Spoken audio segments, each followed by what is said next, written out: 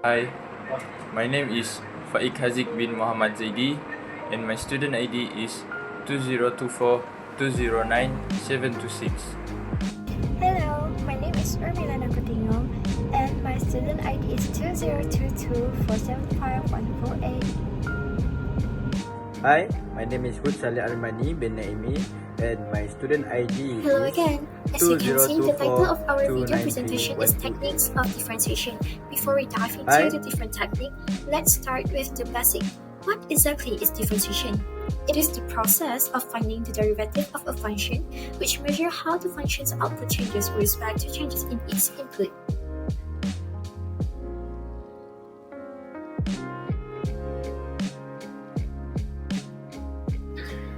Now let's move to the techniques of differentiation. For the first one is power rule. If you have a variable raised to a power, just bring the power down as a coefficient and subtract 1 from the exponent. For the second rule is product rule. It is used when you are differentiating the product of two functions. You take the first function times the derivative of the second, plus the second function times the derivative of the first one. And the third rule is quotient rule. It is a rule for dividing one function by another. You differentiate the top and the bottom separately, then apply the formula. And the last one is chain rule, where it's used when you have a function inside another function, where it is a composition. You take the derivative of the outer function and multiply it by the derivative of the inner function. So we move on to the question 2. Find dy dx for the following functions. A. Y equal to 4x power of 2 cos 5x minus 2. So to make it simple, we're gonna use product rule to solve this kind of question. Firstly, you need to find u and v. To make it simple, the first one is u and the second one is v. So 4x power of 2 is gonna be u, and v is cos 5x minus 2. After you find u and v, you need to find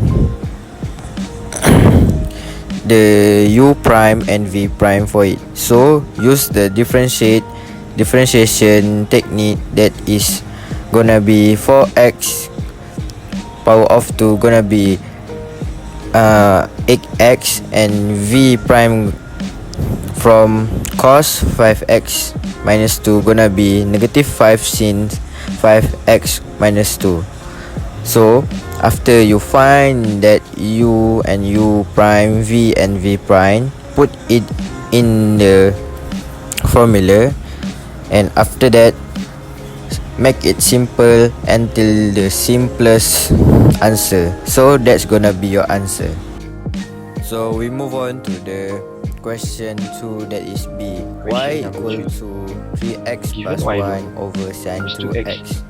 So this is a different formula that we're gonna use, that is chain rule. But it's the same, that you need to find u and u and u prime, v and v prime. If you see the first and the denominator, the upper one will be 3x plus 1. That is gonna be u, and the denominator will be gonna v. So you differentiate each and gonna be u prime and v prime. After that, you gonna use chain rule, and you just put in the rule. So make it simple and find the simplest answer for it. That's all.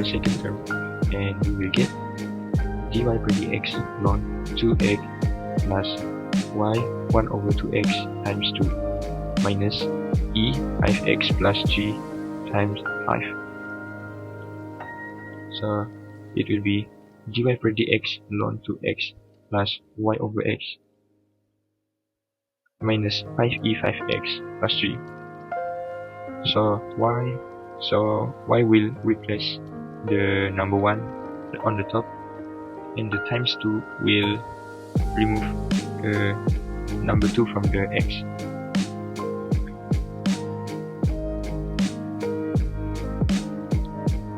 So for the second picture, we need to differentiate the right hand side with respect to x.